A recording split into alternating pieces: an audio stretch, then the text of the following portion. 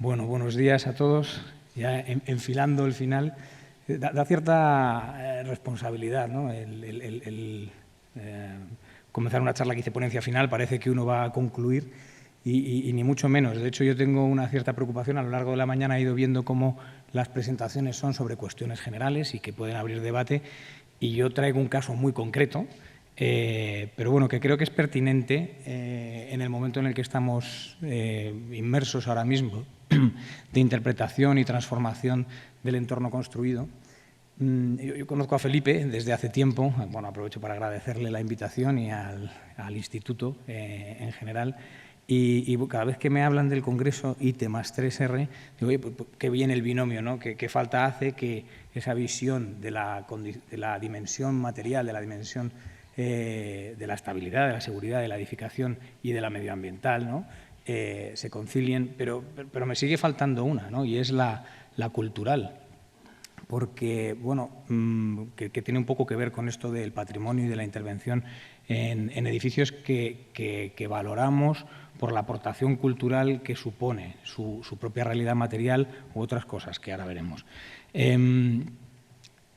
Voy a modular un poco la presentación tal y como la tenía prevista, que es sobre un caso muy concreto, para tratar de centrarme más en las consideraciones generales que puedan servir como mensaje o como visión sobre el asunto, y giraré en torno a esta idea de valor material, valor cultural, valor medioambiental como una nueva triada de la transformación de ciudad para ponerla al servicio de la sociedad.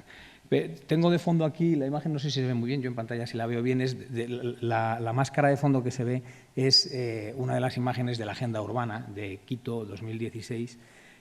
Una de las conclusiones de la Agenda Urbana es que estamos en un momento en el que debemos replantear la relación entre ciudad y territorio. En el último siglo la relación entre la ciudad y territorio ha sido de avance, es decir, la ciudad ha ido avanzando en el territorio para satisfacer la demanda de habitabilidad. Pero en el contexto que estamos de identificación de impactos inasumibles para un futuro estable, la edificación aparece siempre señalada, ¿no?, en todos. Y la agenda urbana precisamente nos viene a decir que la ciudad del futuro ya la tenemos construida. Realmente tenemos que reescribir la ciudad que tenemos y tenemos que encontrar una fórmula, ¿no?, porque realmente pues nos enfrentamos a degradación material, nos enfrentamos a lenguajes que tenemos que interpretar porque queremos conservar, nos enfrentamos a corregir errores en la propia ciudad y nos enfrentamos a reducir su impacto globalmente.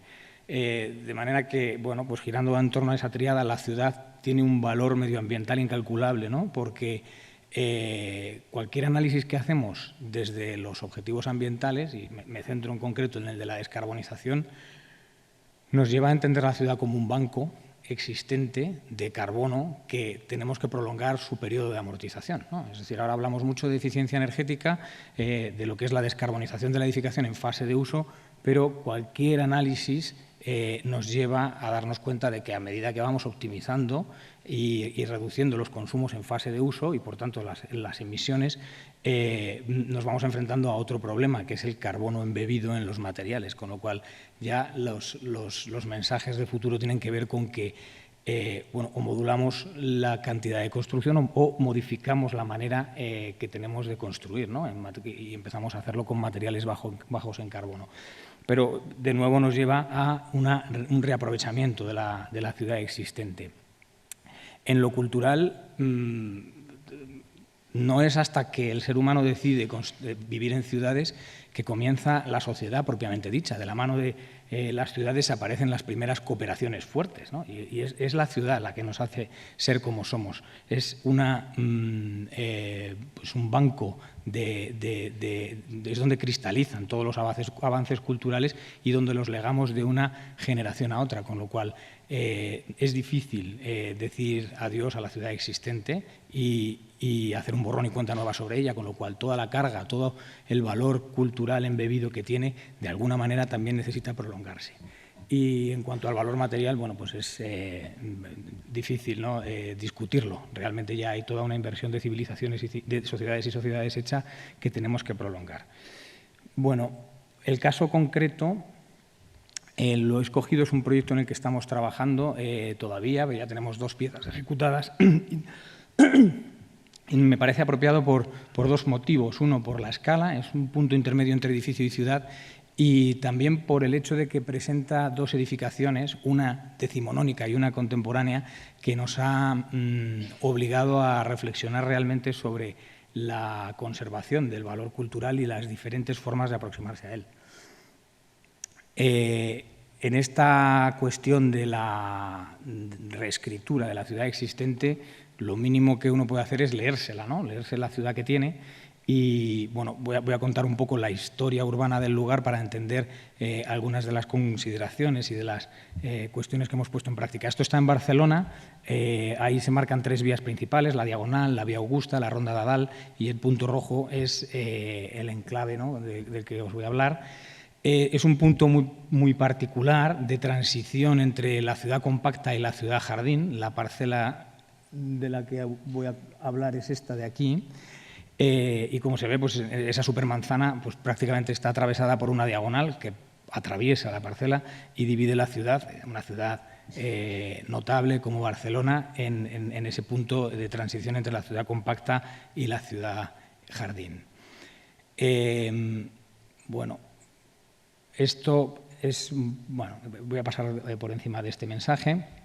Y entonces la configuración que tiene actualmente de la parcela es de estas 3 edificaciones, y al leer su historia pues tenemos una primera edificación de mediados del 19, estamos prácticamente seguros de que es del 50 y pico, pero no tenemos todavía la certeza, y es una de las principales cuestiones, ¿no?, de esta investigación, la que nos va desvelando aspectos de la edificación que nos hace pensar en qué es lo que tenemos que proteger y lo que no. Hay una intervención en 1913, que es una primera ampliación de Enric Sagnier, que es un arquitecto que, bueno, pues prácticamente se le protege por la gran obra que tiene en Barcelona, obra en extensión, es coetáneo de Gaudí. A Gaudí pues, el tiempo le ha puesto en su sitio. Sagnier en aquel momento era el prohombre de la profesión, y pues, es el que tiene más intervenciones en la ciudad protegidas. Ya hay una intervención moderna en 1960, una gran intervención también moderna en 1965, una intervención ya muy pragmática en 1973, y bueno, como veis, hasta los límites de la parcela, pues cada uno tiene su historia. La comprensión de cada uno de estos pasos es fundamental a la hora de plantear las consideraciones que vamos a aplicar o que vamos a emplear para la conservación de los edificios. Cabe decir que esto es un encargo concreto, nosotros lo hemos convertido en proyecto de investigación por la oportunidad que nos suponía y porque había un ejercicio obligado, y es que el edificio de 1800, concretamente la ampliación de 1912, estaba protegida, ¿no? Y esta es la primera reflexión: ¿por qué protegemos un edificio y qué implica protegerlo? Porque realmente mi experiencia como profesional es que cuando alguien tiene un edificio protegido piensa que le ha caído un mal, ¿no? Cuando en realidad, bien visto y con una postura que es la que planteamos sobre el patrimonio, es todo lo contrario. En realidad tiene un valor incalculable.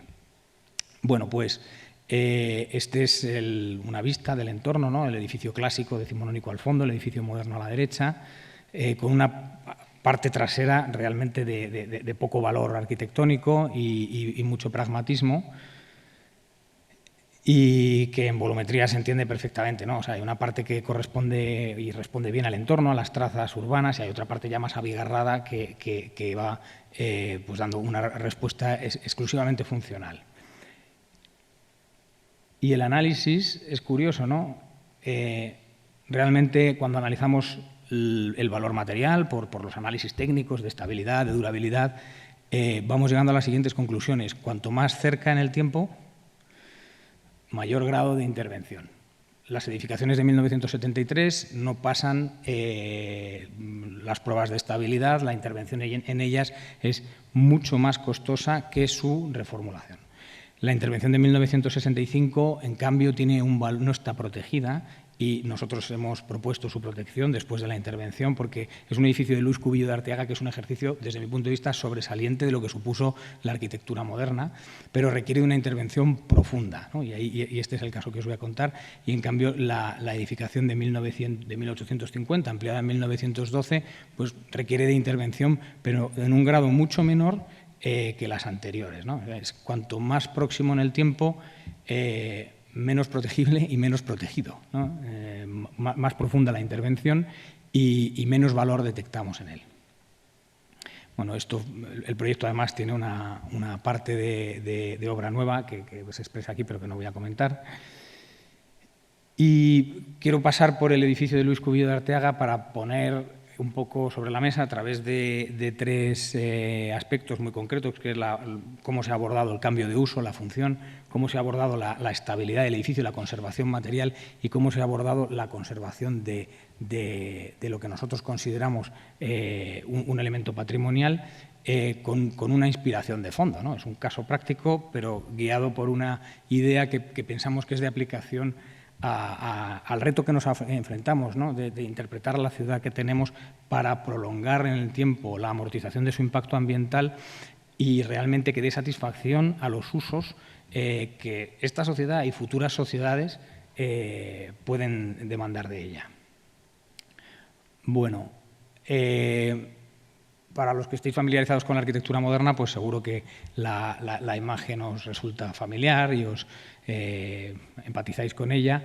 Básicamente es uno de los ejercicios previos en los que se veía ya que el arquitecto, y esta es una de las cosas que es destacable, ¿no?, de la arquitectura moderna, ahora se está en un diálogo, en un debate abierto en la sociedad de hasta qué grado la arquitectura, porque es de la mayor producción que tenemos, ¿no? La arquitectura a partir de los 40, 50 es la que configura nuestras ciudades, y hasta qué punto debemos conservarla, puesto que estamos acostumbrados a conservar cuestiones por su aspecto formal, y en la arquitectura moderna hay mucho más que un aspecto formal. Hay un conjunto de leyes y, sobre todo, un lenguaje que resolvía lo constructivo, la respuesta al lugar y lo funcional de una manera muy armonizada, y que pues es la educación de todos los arquitectos que estamos en activo hoy en día. Y esto se ve muy bien en este dibujo. El arquitecto tenía que dar respuesta a un programa complejo de escuela y convento, y bueno, pues ya generó dos lenguajes, uno muy orgánico, que es el que se ve a la izquierda de la imagen, de mucha relación interior-exterior, que era la zona pública de escuela, y a la derecha del todo el convento, pues en un entorno mucho más recogido, que llama a la intimidad, ¿no?, y a la introspección. Y entre medias el salón de actos, pues bueno, el lugar de encuentro de ambos mundos, con una figura bastante curiosa, no quiero resultar aburrido, pero con una figura bastante curiosa en la que desde la zona de convento solo se tenía acceso al palco y estaba desconectado del patio de butacas, y el patio de butacas solo se tenía acceso desde el colegio, ¿no? Entonces, es esta cuestión moderna de estar ideando artefactos constantemente. Ya en los ejercicios primeros del arquitecto, pues se veía, bueno, esa línea de puntos arriba es un recorte municipal a las aspiraciones del arquitecto, algo muy conocido hoy en día. Tuvo que recortar su versión para hacer una versión mucho más recogida, pero igualmente mantenía, ahora está girado el edificio, mantenía la misma intención, ¿no?, la misma intención de lenguaje orgánico para una parte del programa, lenguaje una forma mucho más contenida, una forma más canónica para la otra parte del programa. Un primer ejercicio de mucha nobleza de esta edificación es la sumisión a un edificio preexistente. La parcela estaba gobernada con leyes clásicas, era un edificio decimonónico, de acceso central, y el encargo al arquitecto en aquel momento era construir una edificación mucho mayor, triplicaba en dimensión, y tuvo que encontrar una estrategia de vinculación, de vínculo con el lenguaje existente, y bueno, pues en este caso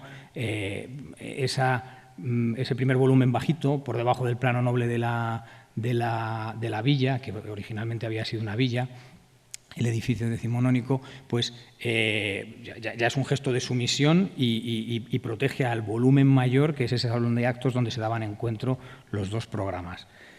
La fase orgánica, pues bueno, pues tiene esta imagen que yo creo que todos podemos identificar, especialmente los arquitectos que estén en la sala, como algo que conservar, como una joya del movimiento moderno, bueno, desde mi punto de vista una joya, pero del movimiento moderno que da lugar a lugares muy, muy atractivos para la vida, con toda una carga cultural de lo que fue aquel momento en el que la edificación se centraba en lo funcional, en la respuesta al lugar, en la aplicación de sistemas constructivos de escala. Hay un aprendizaje para todos nosotros detrás de estos edificios. La parte... Bueno... entro ahora al capítulo de la adaptación funcional. Como podéis imaginaros, el edificio no ha llegado a nuestras manos en un buen estado, estaba abandonado y era uno de los grandes retos del proyecto, ¿no? El conservar algo que estaba destinado a la demolición y además hacerlo práctico, ¿no? Hacerlo solvente para la función, responsable en cuanto a la amortización de impacto ambiental y también responsable en cuanto a la prolongación de un valor cultural. Nos llegó pues esto, como digo, en un estado bastante difícil y una de las primeras, y bastante deformado, ¿no?, en su configuración. Una de las primeras cuestiones era el cambio completo de uso y esto ya es una conclusión general, ¿no? Cuando nos enfrentamos a este tipo de ejercicios, pues tenemos un primer requerimiento de la normativa actual que nos obliga a ser violentos con algunos aspectos del edificio, pero que no es incompatible con la protección. Dentro del mundo de la conservación de patrimonio moderno existe este debate, ¿no? Y entonces las posturas son entre conservación y conservadurismo, ¿no? El que piensa que solo conservando las cosas como fueron, como fosilizándolas, realmente estamos conservando su valor, y creo que cuando estamos hablando de arquitectura moderna es mucho más profundo que esto. Es un conjunto de leyes, es una solución que, como hemos visto, es así o podía haber sido de otra manera. Y de hecho es que esta es la postura que nos permite obedecer al mandato de la agenda urbana. Es decir, si tenemos que prolongar la ciudad existente, tendrá que servir a los fines y prestaciones que demandamos hoy. Si conservamos las cosas tal cual fueron, probablemente en algún aspecto funcional, en algún aspecto de incluso valor material, pueda llegar a no cumplir con las expectativas y, por tanto, no tener defensa, ¿no?, para quien lo tiene que hacer, que son los promotores, los ciudadanos. Bueno, pues en este caso nos obligó a un ejercicio completo de intervención en las circulaciones, pero bueno, yo creo que el arquitecto nos había dejado escritas suficientes cosas en sus soluciones como para resolverlo, y también en las prestaciones, ¿no? O sea, un salón de actos hoy, y esta imagen ha llegado antes de lo que yo quisiera, pero pues voy a ese punto. Esta es una superposición de la intervención que nosotros hicimos sobre el edificio original de Luis Cubillo de Arteaga, y a nosotros nos guía en este tipo de ejercicios una imagen, ¿no?, que es esta, la del palimpsesto, que es una práctica, bueno, muy antigua, que consiste en, oye, por lo valioso del papel se raspa el contenido, incluso se utiliza la pauta y se escribe el nuevo contenido. Y bueno, aquí la imagen nos habla de dos contenidos que conviven, pero en el fondo es un contenido nuevo sobre un soporte que uno considera valioso por su existencia, ¿no? Y es un poco lo que está ocurriendo aquí. Es decir, si queremos conservar el edificio moderno con sus gestos modernos, probablemente no esté dando solución a las funciones de hoy, pero en cambio, si leemos en el ejercicio moderno las leyes que lo hacen valioso, que hay que reconocer en el movimiento moderno aquello, pues nos encontramos una posibilidad de evolucionar el bien, de evolucionar el activo hacia una funcionalidad plena, un valor funcional completo y una prolongación de un valor cultural. Algunas imágenes de la intervención, claro, con todas las prestaciones contemporáneas, ¿no? O sea, con una reducción de impacto que ahora veremos, con un incremento de la eficiencia energética, con una incorporación de todas las prestaciones que, bueno, pues lo harían comparable a un ejercicio, a un espacio de este tipo.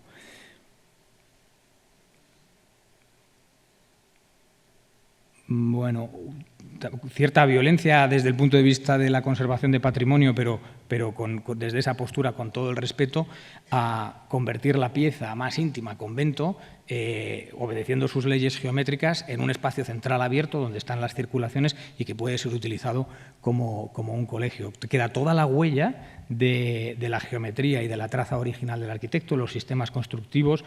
Hay una continuidad de solución constructiva, pero una adaptación a las necesidades de hoy. Luego, algo que es necesario que reflexionemos, cuando hablamos de rehabilitación del parque existente, pues estamos hablando exclusivamente de rehabilitación energética, pero tenemos que llevar la mirada bastante lejos en el tiempo para darnos cuenta de que tiene que formar parte de un portfolio de intervenciones que hablen de la prolongación de la vida del edificio mucho más allá de 10 años. Tenemos que pensar en edificios que tienen que probablemente duplicar el periodo de amortización de su impacto, ¿no?, de su carbono embebido, como mínimo, porque además, si no, estaríamos hablando de una transformación de la ciudad inasumible. Y entonces esto nos lleva a darnos cuenta que en la lectura de los edificios existentes la tecnología actual no es la tecnología de los años en los que más se ha construido. Concretamente, hay dos aspectos de aquel momento que hacen que este edificio fuese un desafío en lo material, ¿no? En la primera componente del binomio, pues en Suite, estábamos en una época de bloqueo en España y había una limitación, una restricción al uso de acero en la construcción. Esto hace que los edificios tuvieran limitada la carga para la que estaban calculadas. Esto lo hace inviable, ¿no?, para el uso actual. Una intervención de este nivel de profundidad obliga a una legalización completa, y una legalización completa obliga al arquitecto, en este caso concretamente a mí, y me siento muy interpelado, a dar respuesta a la estabilidad de ese edificio por el mismo tiempo que si estuviera construyéndolo hoy. Y además otra cuestión, ¿no?, la tecnología del momento. Pensemos que eran arquitectos tremendamente audaces, que estaban enamorados e inspirados por un lenguaje contemporáneo y vivían un contexto de dificultad material. Y había una investigación fortísima para poder dar respuesta a esas expectativas con los medios que había en el país. Y esta es toda la tecnología del momento, ¿no? O sea, unos forjados hechos con unas piezas, que eso se llama forjado autárquico, con unas piezas cerámicas que superpuestas permitían hacer en una mañana una gran cantidad de viguetas, y entonces solo quedaba la cuestión de cómo reducir medios auxiliares. Y nos encontramos en una época en la que, a pesar de las restricciones que había en los países de nuestro entorno al uso de cemento aluminoso, aquí no teníamos esa restricción por las grandes ventajas que suponía.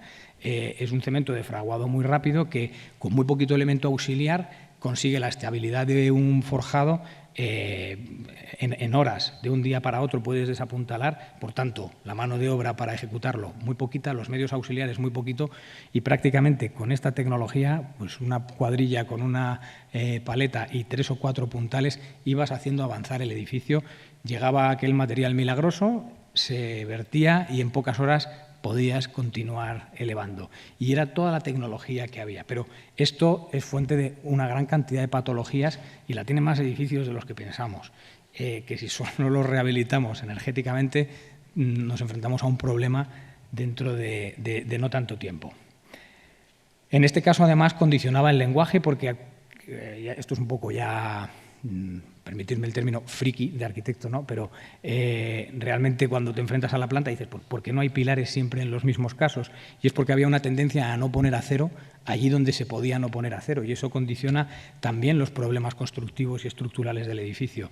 Con lo cual, bueno, pues es un legado cultural, pero también con sus dificultades, ¿no? Y obliga a desplegar estrategias prácticamente distintas en cada uno de los rincones del edificio.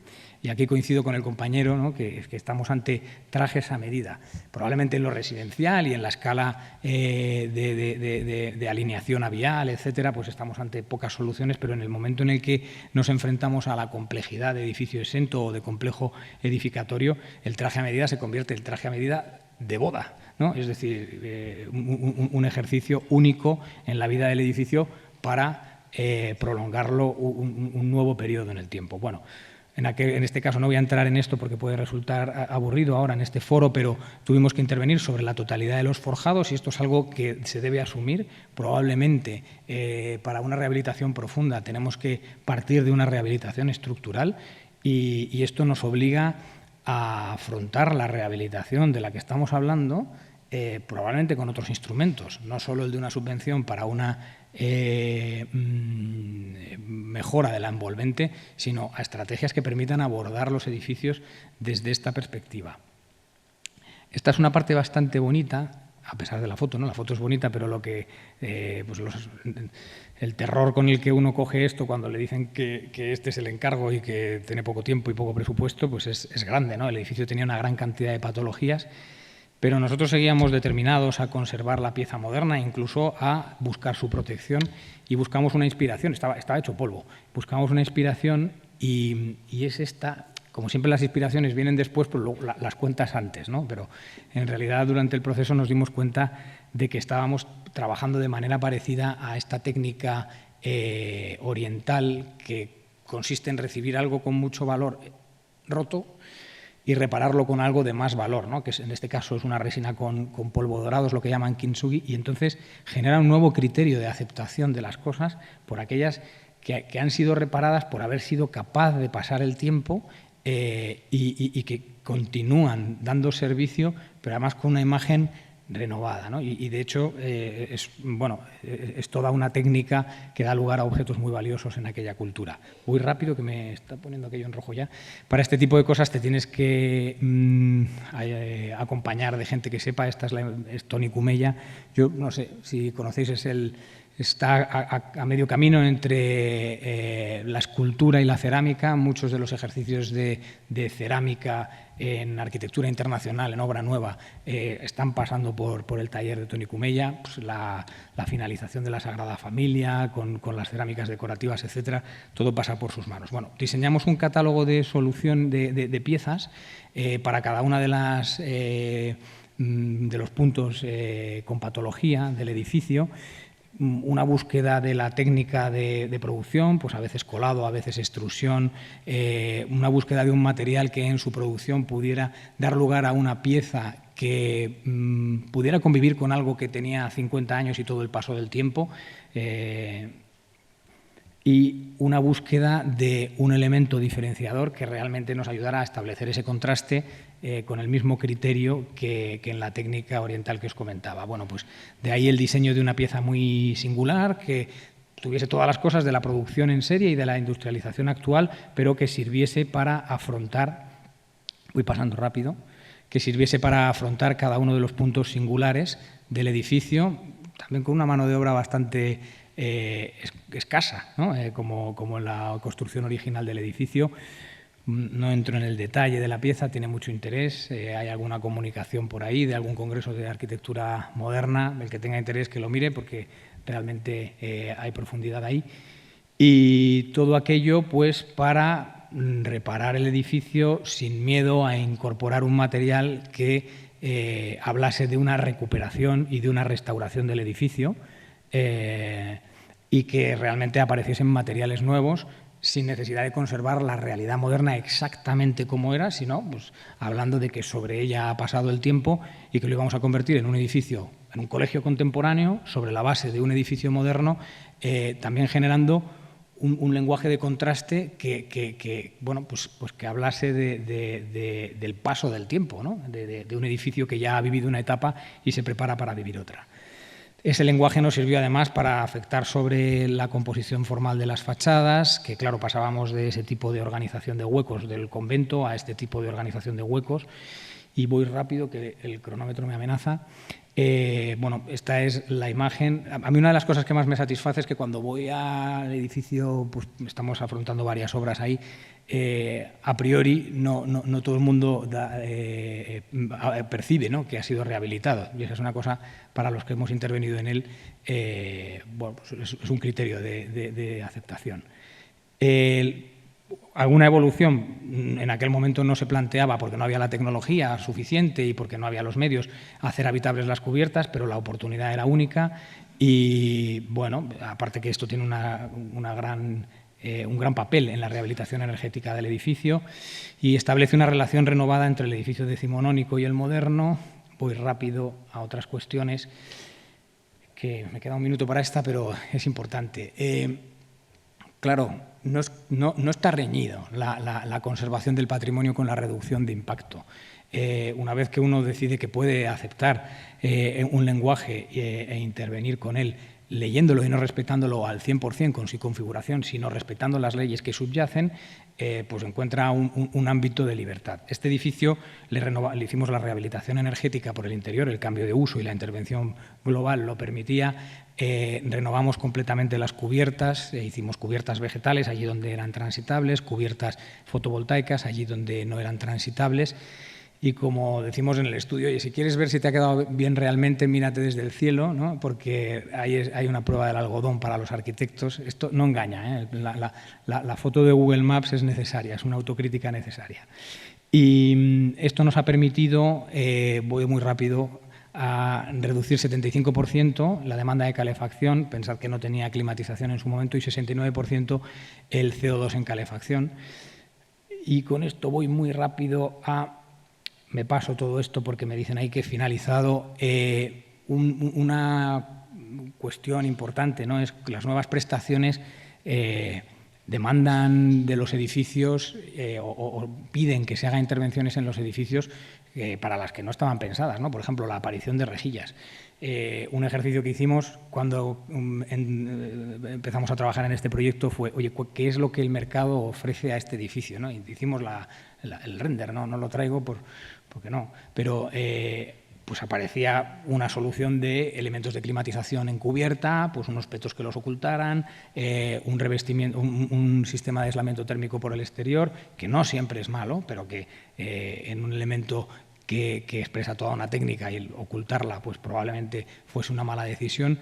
Y aquello suponía pues el olvido, ¿no?, del edificio moderno. Yo creo que haberlo prolongado pues tiene su valor. Y en este caso, pues el atreverse con soluciones ad hoc que empatizan con la materialidad cerámica del edificio, pero que introducen ese atrevimiento, esa singularidad de poner pues unas narices, ¿no?, por las que se resuelva la climatización y ventilación, especialmente la ventilación que le da las prestaciones contemporáneas, pero que se integra bien. Muy rápido paso porque en el edificio decimonónico los criterios son otros. Lo difícil ahí, y de verdad que tardo un minuto, lo difícil ahí es identificar qué es lo protegido. Un edificio que tiene casi 200 años de historia y que ha sufrido ese nivel de transformación a su alrededor no ha estado quieto ni un minuto, y decir que está protegido es un punto gordo, muy gordo, porque o proteges unos elementos concretos o realmente estamos queriendo recordar algo como fue sin saber cómo fue realmente. Obliga a todo un ejercicio de arqueología documental y a una interpretación. Bueno, en este caso, este es el estado en el que nos encontramos. Esto me he gestionado mal el tiempo, pero bueno, paso por ello sin profundizar, y al final obliga a una interpretación de cuál fue el punto de conservación de ese edificio y cómo este ejercicio se puede integrar en un entorno urbano de pequeña escala con respuesta funcional contemporánea, con prestaciones contemporáneas, y en el que el recuerdo de un valor patrimonial juegue su papel. Mismo ejercicio, no es incompatible la conservación de un edificio clásico con un ejercicio de reducción de impacto. En este caso, mismo ejercicio, geotermia para todo el confort, ventilación localizada por cada uno de los espacios, no sistemas para la globalidad del edificio, 61% de reducción de energía primaria y 60% de CO2 global. Ahí pone calefacción, pero es global. Y como conclusión, nos enfrentamos a un desafío, mirar la ciudad contemporánea con la intención de conservar un valor material, escribir de nuevo sobre una realidad material valiosa, prolongar un valor cultural y tener nuevos criterios de aceptación estética del espacio construido, en el que lo tradicional y la innovación han de convivir, y desde una perspectiva de reducción de impacto ambiental que hoy en día hablamos solo de descarbonización y descarbonización en fase de uso, pero ese impacto ambiental o esos objetivos ambientales van desarrollándose cada vez más y habrá que obedecer a todos. Y con disculpas por rebasar el tiempo, esta es la conclusión. Muchas gracias.